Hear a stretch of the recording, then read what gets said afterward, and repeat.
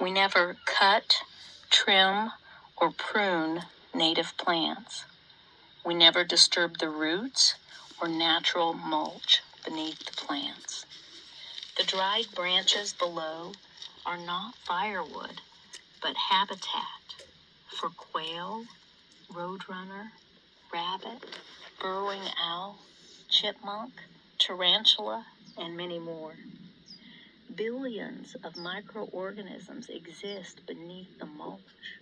These unseen organisms break down the dried limbs and leaves as they slowly fall, turning them into bioavailable nutrients for the plant. This preservation practice of allowing a plant to be increases biodiversity. Preservation is a leave-it-alone approach where we let nature take its course. Conservation is the practice of humans living mindfully and in harmony with all the natural rhythms. We practice both preservation and conservation here. We enrich the land and plants by placing our waste very consciously into a drip-line trench. The drip-line trench is outside the major root system and mulch line. It is about the length of our foot deep and roughly the width of our foot wide. Every person that stays at Sanctuary must be able to dig their own drip-line trench. This helps us to connect to a tree or plant, and in a year we can visit again and witness how our waste contributed to the growth of a plant or tree. I really enjoy doing this on my travels. No matter where I go, I can connect to the earth and know that my presence enriches the natural world. The trench is narrow.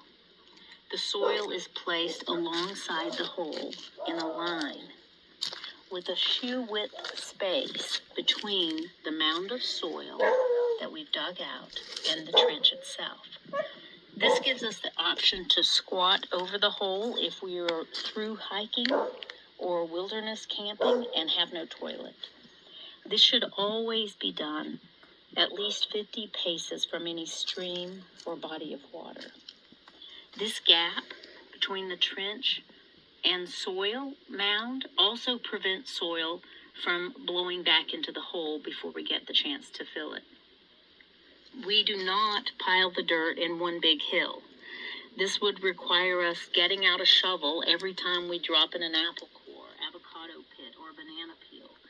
This trench design is not only easy, it's low profile and produces the least negative impact. We're not here to change the landscape dramatically, but slowly, incrementally improve soil quality, increase shade, and increase habitat. When we arrive at a camp spot, we bring out our shovel once, and we never have to bring it out again, as we can place a week's worth of waste around a single plant in one single drip line trench. If we're in a tent or shelter overnight or during inclement weather, we have a compost bucket and a pee bucket inside. We add our bath water to the overnight urine to dilute it.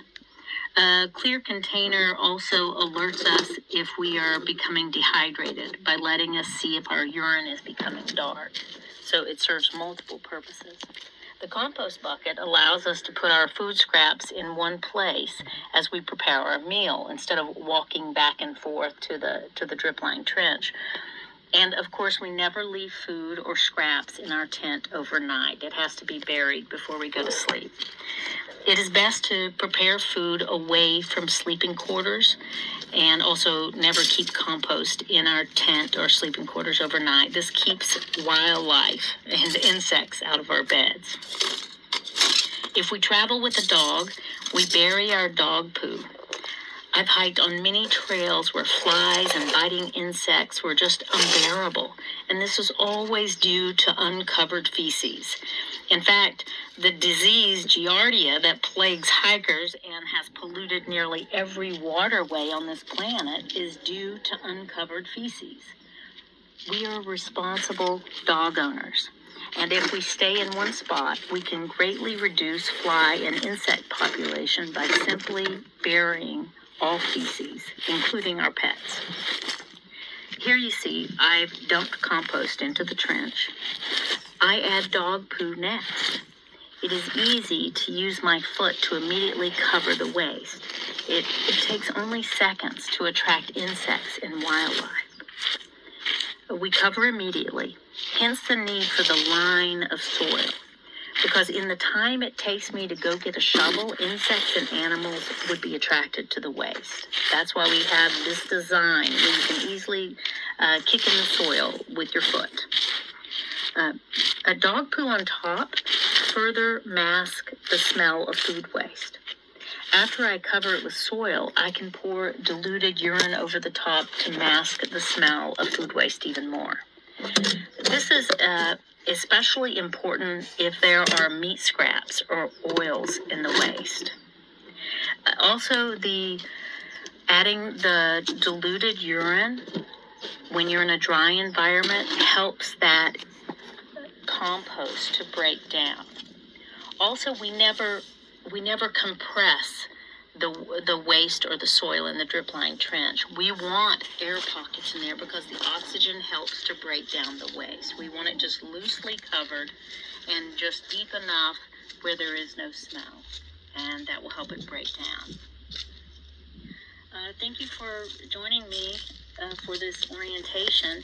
Even if you never visit Sanctuary, these practices are vital survival skills that will surely come in handy. I hope they do. You know, our ancestors knew how to live in harmony with the land. It is my wish that we return to utilizing their wisdom.